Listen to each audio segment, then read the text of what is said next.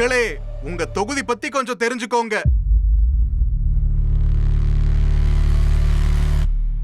திமுக முன்னாள் அமைச்சர் செஞ்சி மஸ்தான் தொடர்ச்சியா ஜெயிச்சிட்டு வர செஞ்சி தொகுதி நிலவரம் என்ன, அந்த தொகுதி மக்களுடைய எதிர்பார்ப்புகள் என்னவென்று பார்க்கலாம்.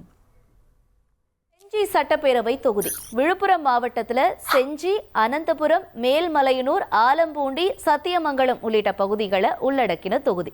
செஞ்சி கோட்டையும் மேல்மலையனூர் அங்காளம்மன் கோயிலும் தொகுதியோட முக்கிய அடையாளமா இருக்கு. தொகுதி மக்களோட பிரதான தொழிலா விவசாயம் இருக்கு. பிப்ரவரி 23 தேர்தல் ஆணையம் வெளியிட்ட இறுதி வாக்காளர் பட்டியல் படி 1,19,278 ஆண் வாக்காளர்களும் 1,21,651 பெண் வாக்காளர்களும் 28 மூன்றாம் பாலின வாக்காளர்கள்னு மொத்தமா 2,40,957 வாக்காளர்கள் இருக்கிறதா தெரிவிக்கப்பட்டிருக்கு. வரலாற்றுல மேல்மலையனூர் தொகுதியா இருந்த தொகுதி 2008 தொகுதி மறுசீரமைப்புல செஞ்சி தொகுதியா மாற்றப்பட்டுச்சு.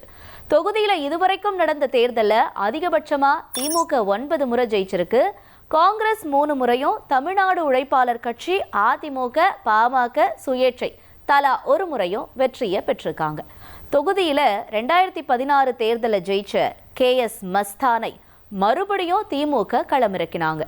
தொகுதியில 1,09,625 வாக்குகளை வாங்கினவர் 35,803 வாக்குகள் வித்தியாசத்துல வெற்றியை வசமாக்கினார்.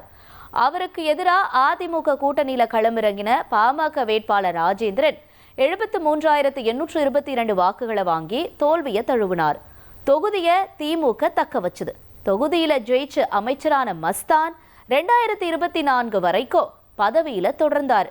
இப்ப தேர்தல் நெருங்குற வேளையில செஞ்சி சட்டப்பேரவை தொகுதி மக்களோட எதிர்பார்ப்புகள் என்னவா இருக்குன்னு கேட்போம்.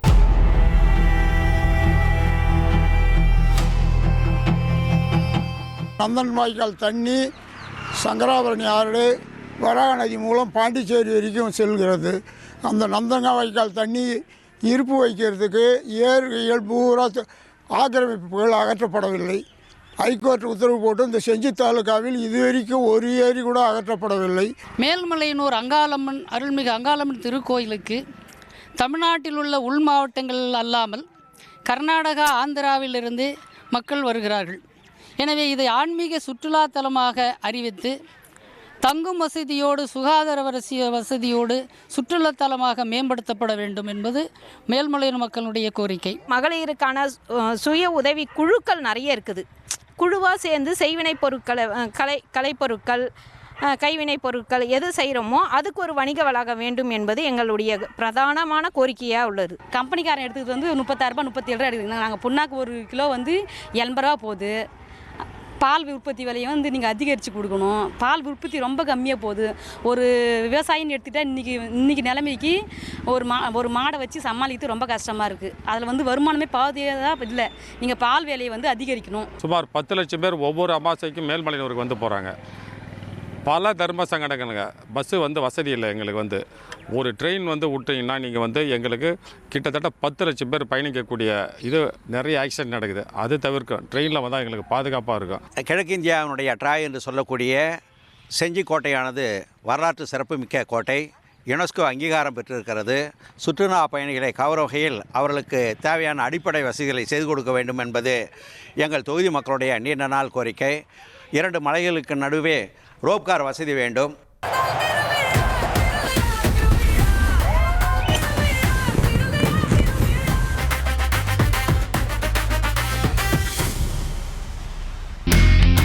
இனி செல்லும் இடமெல்லாம் செய்தி.